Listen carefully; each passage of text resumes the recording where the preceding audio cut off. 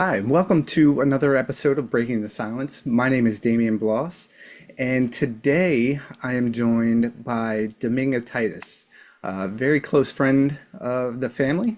And thank you so much, Dominga, for taking the time today and come on. Absolutely. Thank you for having me. Yeah, sure. I also want to say that I'm so super proud of you and how far you've come on this journey so far. And your story is very inspiring. So I can't wait to jump into this. And thank you so much again for sharing your story today. And so I just want to start out by saying, so I know you're four and some change years sober. Yeah. And I basically want to know, it's like, take us to the beginning. What did life look like before you decided to get sober? It was pretty bleak. I will say I was drinking almost 24 hours in a day. My drink of choice was beer, and it was easy to get. And I was not falling asleep because I wanted to stay awake to drink. And then if I ended up napping, I'd wake up and start drinking again. I was unemployed for a period of time, and the drinking got really heavy then. But yeah, it was like a 24 pack a day, almost a beer or two an hour. It was pretty bad. Yeah, I know that very well. 24-hour day drinker. Definitely, it didn't start out that way, of course, but it grew to that. And then it's horrible. And you think about it, like, how did we even do it? Just going all day, you know what I mean? Yeah. Like I without value without my really sleep sun. now. And I'm like, I, Yeah. I need my sleep. How did I do it then? Not sleeping and drinking. Like, it's crazy. Exactly. And like alcohol is a downer anyway, so you would think that it would help you sleep, but I'm with you. I was the same way. I didn't want to go to sleep because I'd be missing out on that time that I could be drinking. You know what I mean? It was very so I completely understand that. And so, going back through your journey, what was that moment like when you were like, I realized something has to change and I got to do something about it now. What made you realize that something had to change? It was, oh gosh, it was 10 a.m. I was drunk and we had a family emergency and I wasn't able to go because I was drinking and I was drunk. And my husband had to call in sick that day to take me where I needed to go. And it was like something in me just broke. Like, I don't know if it was like a door slamming or something, but just seeing my husband on the phone calling and saying I can't come in today. And he couldn't tell them why. Like my wife is too drunk to go do this or whatever, but I knew why. And at that moment, I just was like, I'm not drinking anymore. Like it was super clear. A voice in my head said it. And now is probably thinking back, it's probably God saying, "You're done." But Right. it was just a moment of just complete clarity and in the midst of the drunkenness too, is what scared me. Is like, whoa, something just clicked, something just broke. And yeah, and at that moment, I finished the last of my beer that I had open and said, "This is it," and I put it down, and that was it. Wow. Yeah. No, I completely understand.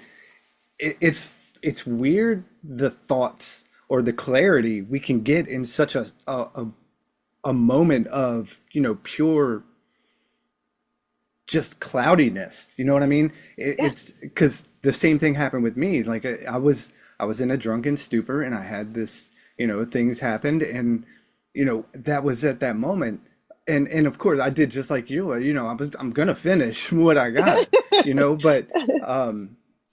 but yeah, like it's so wild to me that in that moment that we can come to such clarity and be like, you know, this is really it, and then to stick with it. right. There are those times where we could get to that moment of clarity and be like, I'm gonna do it, but then once it wears off, you're like, maybe I'll try tomorrow. You know what I mean?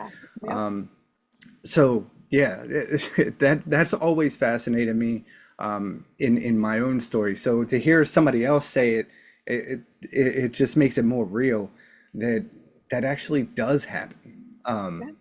It's crazy, and you know, when you think about that and you think about the point that you were at, and if you look back at that moment and then look at yourself now, how has sobriety changed the way you see yourself? Because in that moment, you may have looked at yourself and looked down upon yourself. What what has sobriety changed, or how has it changed the way you see yourself today? Yeah, in that moment, I was just extremely disappointed in myself, like Mm. I look back to that person and I'm like, who even was that? But now I look back on that person and I'm like, that person had the strength of 10 human beings. I look back at that time and I'm like, that person had the wherewithal to pull themselves out of that drunken stupor. Like that person was probably the strongest person I've ever been and ever will be in my entire life. I'm a mom, I'm a wife, I was in the military, I've done some pretty quote unquote heroic things in my time. But that person at that moment, that was the most heroic I've ever been. And looking back on her now, 4 years into sobriety, I see that. But when it was happening, I was just like, you're a quitter, you're such a disappointment. Can't believe you're doing this. But now I look back on that person and I'm just in awe of her because she did it. Wow. That's actually really awesome. I mean, and I know the things I've heard, the things you've told me, things as well that you've done in your military career and things like that. For you to say that that is the most heroic thing that you've done is to get sober, tells a lot, because I know the things that you've done and everything, and you know, for us to be as strong, because it is very brave to come out and get sober and start this recovery journey. But to hear you say it in that context, it's actually pretty amazing how the things that you've done, and that be the perfect, the most strongest that you felt. And I admire that, because it is definitely hard, to come out of active addiction and just stick with it. I totally agree that it is the bravest thing that one can do, because everything in life is going to pull us towards that, try to get us to come back. Sure. We always have that little devil on our shoulder just Oh, yeah. waiting for us, and just sitting there, just waiting for that little tiny slip up so they can Mhm. nudge themselves right in there. And Yeah. man, that's very amazing. Thank you for sharing that, Of and course. thank you for your service as well. I cannot not put that out there. So thank you. And I want to also go back to a little bit in what you were saying prior, about how your husband, he's got to call out of work and things like that, and without telling his job why he's doing it. And when you think about that, like the things that we put our loved ones through, that we have no realization of what's going on, putting them in positions like that to have to call out of work, and then but can't really tell because of the reasoning why. And we don't really think about the things that we put our loved ones through, that they have to either hide from other people, so those people don't look at us differently and things like that. Like, it's so much, besides the mental turmoil that we put our loved ones through. I did the same with Alicia, obviously, and we don't realize the things that we do to others that we think is only affecting us. Yeah. Yeah. We don't think about it because I think looking back now and his word, his integrity is like one of his biggest Mm. things. And for me to ask him constantly to compromise it, it's asking a lot of the people who love you, and with the kids too, like Yeah. the mom that they saw, the person they grew up with. Like I I weep for them and I mourn the mom I could have been. But now we're doing it though. Now my husband no longer has to lie on my behalf, or and the kids don't see the mess of a mom anymore. So yeah, it's better on the other side. Yeah, definitely, absolutely. And going going off of that as well, like, so in recovery, like we never want to forget, and I think it's very important that we never forget where we came from, because we know ourselves the best, and we know we can go back to that person whenever that opportunity arises. So in knowing that, how do you handle things from your past that maybe that you can't undo, because our past has a lot of bad, negative, all the negative words that we could use for that. Yeah. How do you handle things that happened from your past now? I give myself a lot of grace. And the kids and Titus are also give me a lot of grace. But I just have to think about that the person I am today wouldn't be the person she is if it wasn't for those things. So yes, there's scars, but those scars now make up the beauty that is my life, you know? Um, I look back on those things, and of course I have regrets, and I have moments that I wish I could replay. But having those regrets and having those moments, I'm never going to have those moments again. So what I have to do is move forward and, like I said, allow myself grace and build on them. Like, I knew I wasn't the best mom and wife back then, so now I strive to be the best mom and wife that I can be now.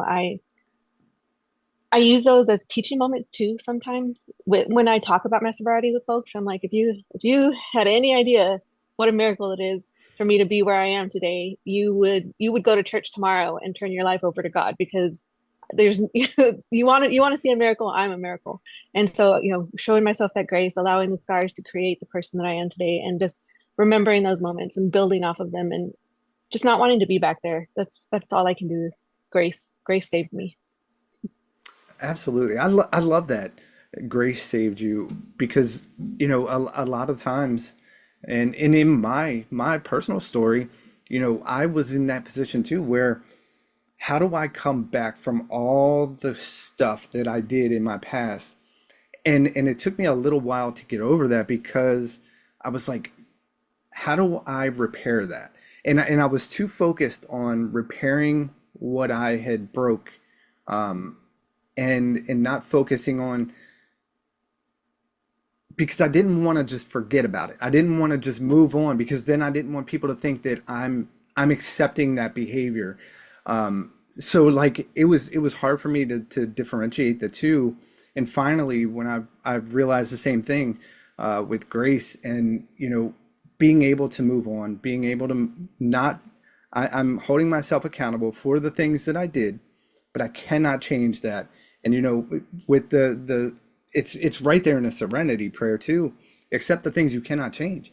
And that's what we need to do, is accept that we screwed up. Yes, we're still here, but we're able to fix it moving forward, for what's going to happen in the future. So I completely love that, because I think that's a huge struggle, for especially for those just starting out, beginning their recovery journey. I think it's very important. So thank you so much for that. And you know, I remember too, when I was like, I knew I wanted to get sober. I knew I had to get sober, but my worst fear was getting sober, when I first started out. And I wanted to ask you, was there something, in your story where you were more afraid of getting sober than anything else?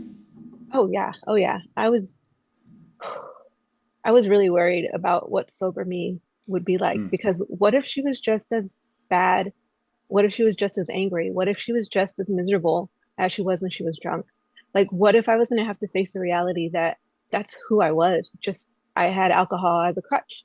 What if I was still the same broken, beat up person? But thankfully, it turned out to not be that way. But I even now, I worry that, like my husband, what if he only loved the drunk me? What if even though I knew that I was a horrible, miserable person, what if he didn't love the sober me? What if mm. the kids said, "Mom, we liked you better when you drank"? Like, because what if the person that I could be sober wasn't a good person? I don't know, that was terrifying, but thankfully, like I said, it didn't turn out that way. But yeah, there was fears, and there was also fears that maybe sobriety would open up some harm that I had gotten, I was using drinking to get rid of, and it would make me fall back further. Like, what if the clarity that sobriety brought actually just showed me a nightmare and Mm. made me want to fall back deep into that hole, And sometimes there are moments where I think back and I'm like, oh, that thing should have killed me. That thing should have been the end of me. And I start to get down into my little down in the dumps, and I'm like, no, you can't do that because that's the slip. That's the slip that devil on your shoulder is waiting for. But yeah, so there was definitely fear there, but thankfully it's turned out mostly okay. There's still some things where I'm like, man, Dominga, yeah, you really are just kind of mean sometimes, Right. but at least sober me knows mostly when to stop, and drunk me was just a loose cannon. So Mm. yeah. Yeah, that's a good way to put it. Um, I had that fear myself. Who was I gonna be? Who am I without alcohol? Because like you, that's all I knew. That was the only person that I knew, and I was afraid myself. Like, what if I'm this horrible person? I'm no fun. I'm boring. I'm this and I'm that. And I'm like, what if I don't even know myself? So how do I even know how to act? It was a back and forth battle within myself, and also I was afraid of getting sober because I knew that this was it. Like that was gonna be it, and it just turns back to I don't know who I am sober, so why would I want to make this harder on myself? And like you, it was the best decision I could have ever made. But you don't feel that in that moment. It's not till the clarity happens, then you're like, wow, all right, this can work for me. Um, so yeah, thank you for sharing that because it is a big fear, and I have a feeling that it's a big fear for a lot of people, not knowing who they are. Yeah. Yeah, definitely. And you know,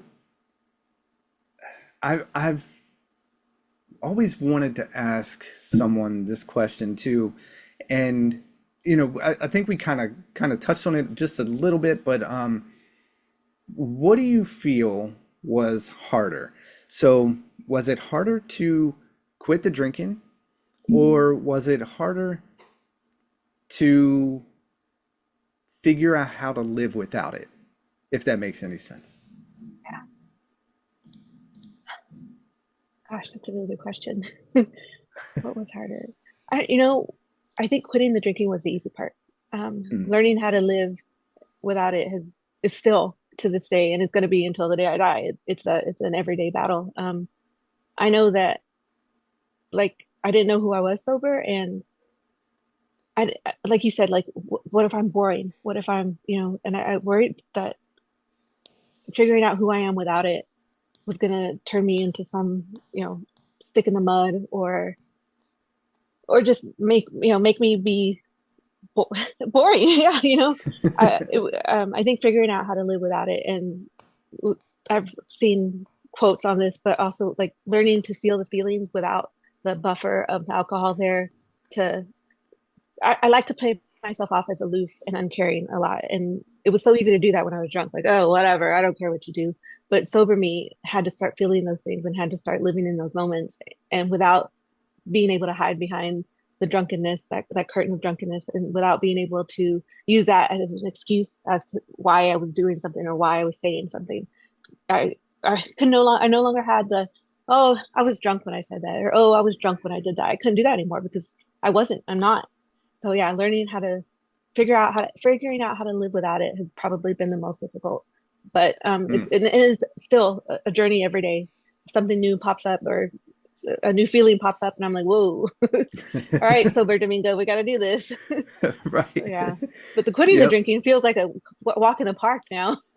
Yeah, yeah, absolutely. And that's why I wanted to ask that because I felt the same way. Like that that part was the easiest, just walking away from it. It was the after. What am I going to do after? And just like you, I was trying to figure out how I could just continue. Who am I going to be? Who are these people looking at, and what am I? It it just I just lost it actually.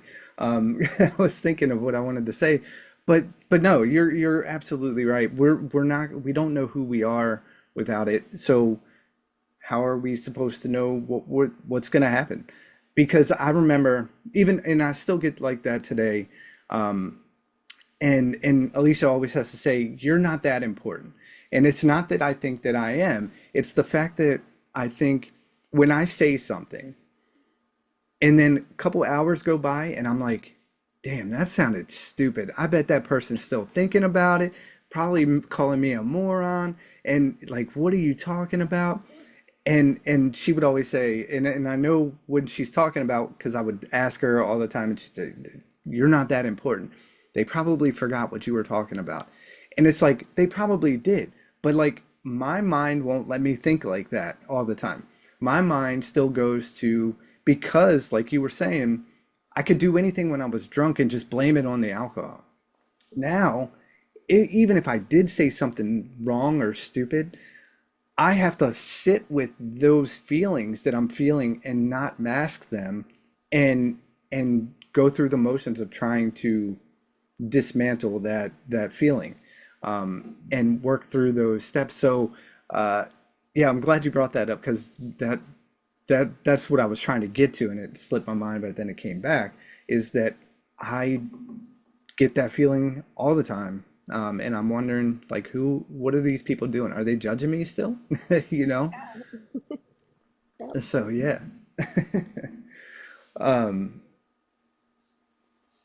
So we were talking about things that, in our past that we can't undo. So I want to ask, have you, or how have you made peace with things in your past that you can't undo?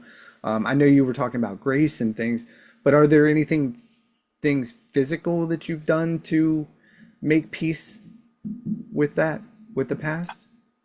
So I went to this church retreat, like weekend thing, and they had us write down, put words on paper of some of the things we regretted, some of the things that we were sorry about that we couldn't say out loud.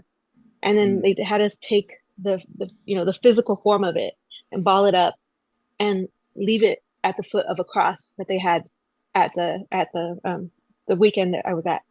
And that physical manifestation and literal putting it at the foot of the cross, like, was probably one of the biggest life-changing moments I've ever had, because I was able to make it physical, write it down, and no one was going to read it. And I knew no one was going to read it. And I didn't have to say it out loud to someone. So I knew someone wasn't going to judge me. The only person that was seeing it was God. And then taking that and putting it at the foot of the cross, like we're told to do, is to take our sins, take our all of that, put it at the foot of the cross. Like, being able to physically do that was such a groundbreaking, eye-opening moment for me.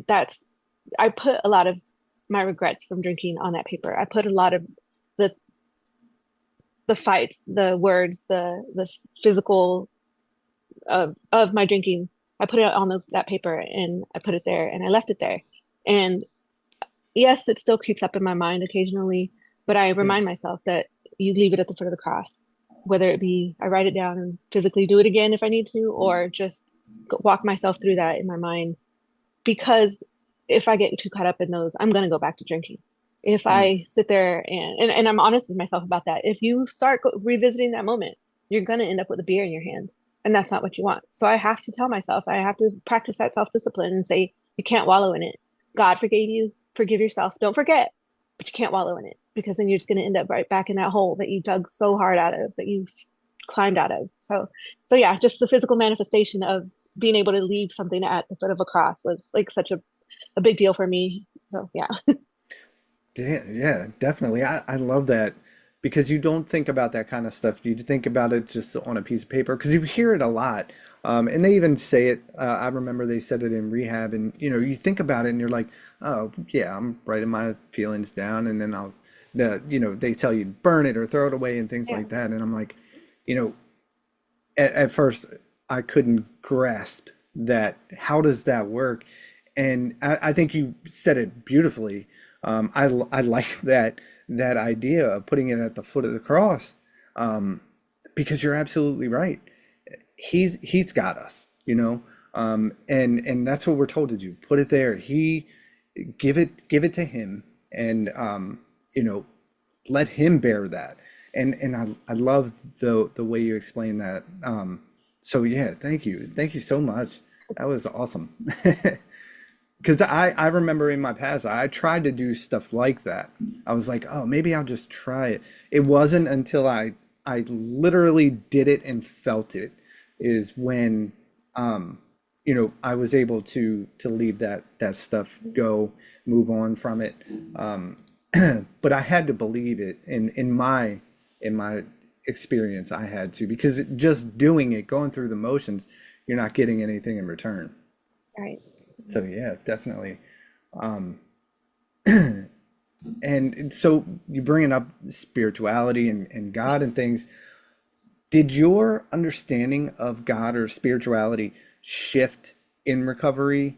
Um, were you were you is were your was your understanding of God and spirituality different prior to getting sober than it is right now? Oh yeah. Oh yeah. Yeah.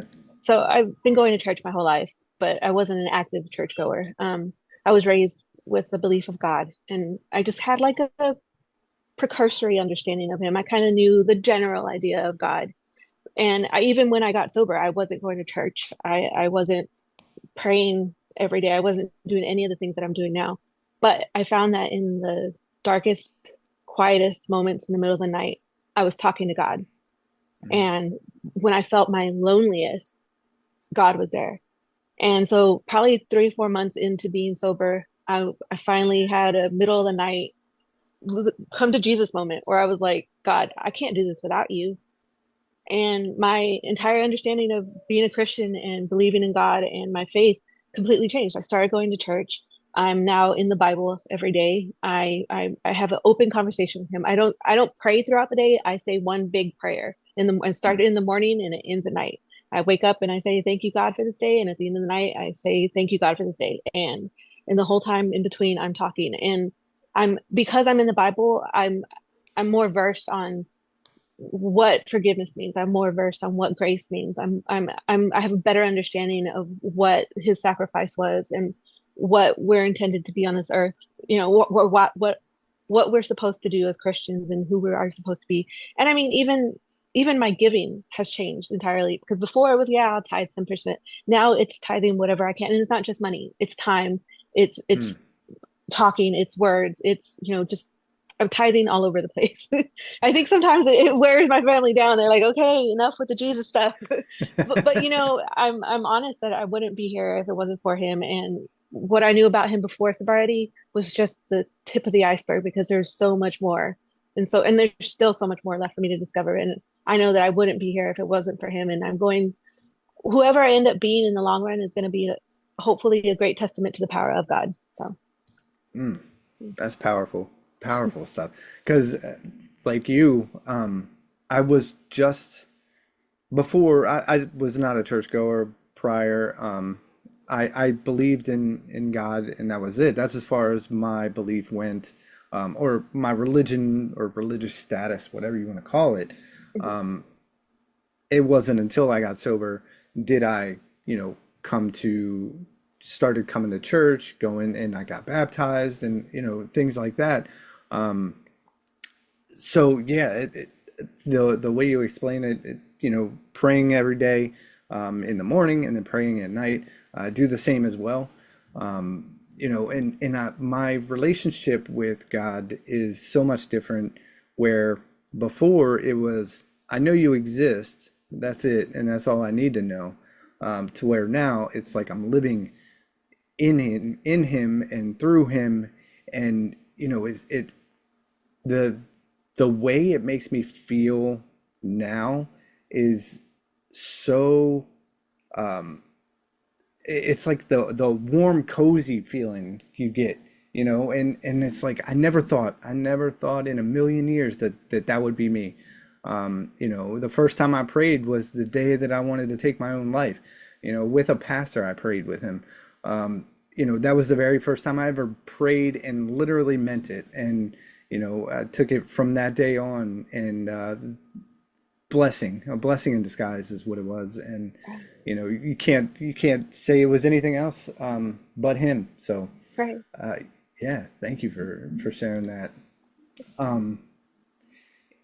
So, what I really want to know. So we're coming to the end here, and thank you so much again for sharing your story, being vulnerable, being open like that. And what is one thing? What would you say, basically, to someone in early recovery, or someone who's thinking about it, not quite there yet? What would you say to that person who feels like this is never going to get easier, and why should they, they're thinking, why should I stop if it's never going to get easier? What would you say to that person? Say to give themselves a chance. Give yourself a chance. You know, the worst that could happen is that you don't stop drinking, but the best thing that could happen is that you stop drinking. So why don't you give yourself the chance to prove that you can do it? Why don't you give yourself the chance to see what it's like on the other side? Why don't you believe in yourself and trust in yourself? Like, you listen to that voice that says have another drink. So start listening to that voice that says don't. Like Mm, they always, mm. what's that saying, that the wolf that grows stronger is the one that you feed. You got two wolves inside you, and the one that you feed is the one that grows stronger. So start feeding the one that will lead you to sobriety. Start feeding the one that sees a better life for you. Trust in yourself. You can do it. Yeah. Yeah, you can do it. Man, I love it. I love it. Oh, man. Thank you so much, Minga, for coming on, telling your story again, being open, being vulnerable, and sharing that wisdom. And I am super proud of you, as well. Ditto. I just want to say, Thank you. the how far you come, and I love seeing it, and I thank God every day that you found yourself and that you've become the person that you are. Like, I pray for you, I pray for Alicia, I pray for you guys. I'm super Oh, proud of you, both of y'all. I'm super proud of y'all. So, I appreciate that. Definitely. Thank you so much.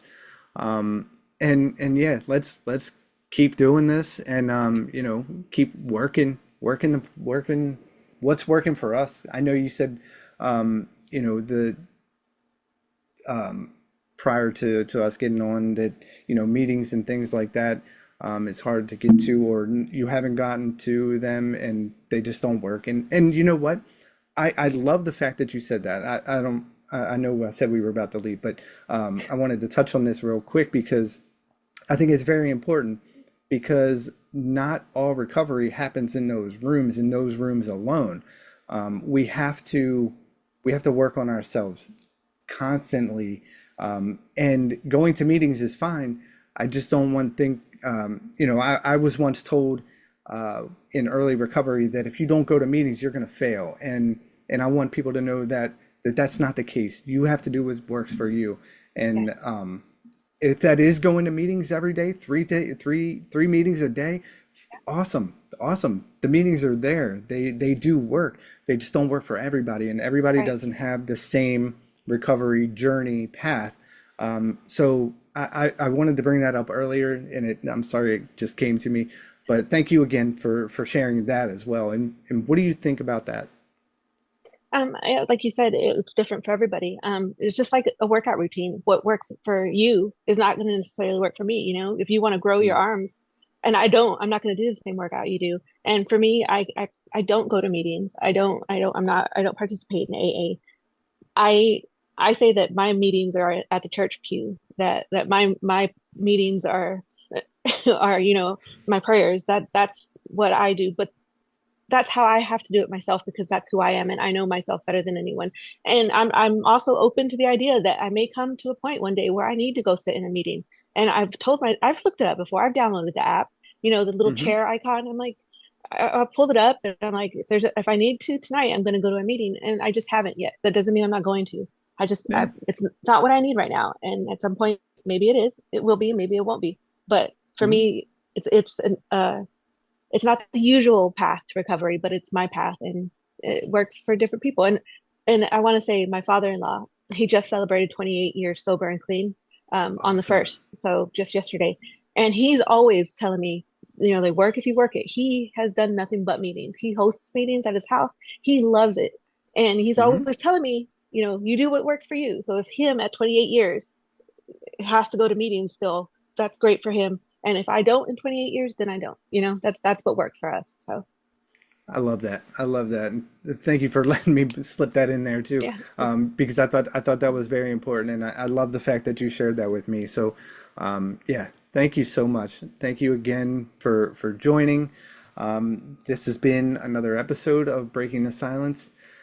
You all have a wonderful day. Thank you so much, Minga.